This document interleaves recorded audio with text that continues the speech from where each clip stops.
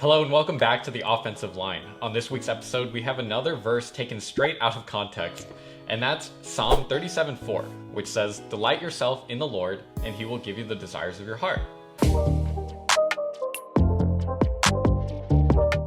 We'll be talking about the reason why people are drawn to this wrong interpretation of this verse, as well as a context which points to its actual meaning. But before we move on, if you didn't get a chance to watch last week's video, make sure to do so right after you finish this one. Don't worry, it's not that long. It's sort of a teaser for what we have planned for next season. We won't reveal exactly what we're doing yet, but let's just say that we're bringing back some of the football references we had from season 1. You can also like this video and subscribe for more videos like this. The problem many people say they have with Christianity is that it's too restrictive. To them, becoming Christian means giving up their former lifestyles and their current hobbies. So when they come to a verse like this that says that God will give them the desires of their heart, they get excited. Now that I'm going to be a Christian, God is going to give me whatever I want. The promotion at work, that house with a 10-car garage, and those 10 sports cars to go in that 10-car garage. Some people look at this verse and think only about what God will give them if they become a Christian.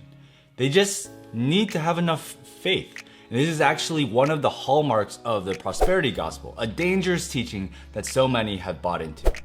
But if we just look at the verse itself, we see an entirely different meaning. The verse begins with, "Delight yourself in the Lord." Are these people who think only about their desires actually delighting in the Lord like the verse commands? No, they are only delighting in themselves. They care nothing about the Lord and are only after their own desires. The meaning of delight in the original language has the connotation of being made soft or pliable. It has the meaning of to incline towards.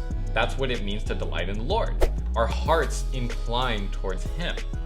But you don't even need to look at the original language. Just looking at that English word delight and understanding the dictionary definition of happiness and satisfaction will tell you that we must begin with being truly satisfied in the Lord. If you're truly satisfied in the Lord, the desires of our heart will be exactly what God desires as well.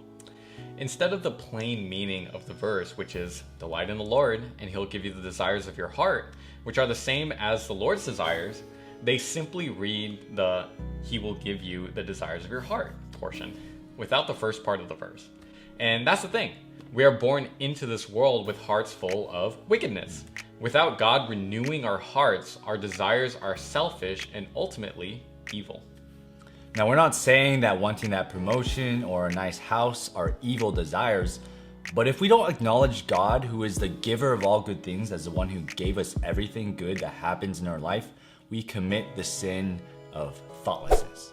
Our friends over at the podcast Recharge Radio did a series a year ago on thoughtlessness, and we'll include a link in the description below if you want to give them a listen. It's a really fun way to get spiritually recharged at the start of your day. Thoughtlessness actually has a lot to do with this psalm. We see right from the very start of Psalm 37 a command to not worry or be envious about those who would do evil. The only reason people worry at all is because they forget that God is in control. They are thoughtless in this sense. So do not fear them, David says. Instead, fear the Lord. For those who might look at their own situation and then are tempted to look at others and fret or be envious, they can trust in the Lord and delight in Him.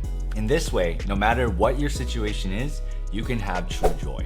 And not just happiness like we talked about when we address the Christian cliche, God just wants me to be happy. We said earlier that the correct way to understand Psalm 37 verse 4 is that those who delight in the Lord will desire to do according to His will. In this way, instead of being thoughtless of what God wants, you're thoughtful towards Him, always thinking about what God desires. And when you desire what God desires, He will give them to you. We hope that was another encouraging video for you. Let us know your thoughts in the comment section down below. As we are almost at the end of Season 2 of the offensive line, we're already looking forward to Season 3.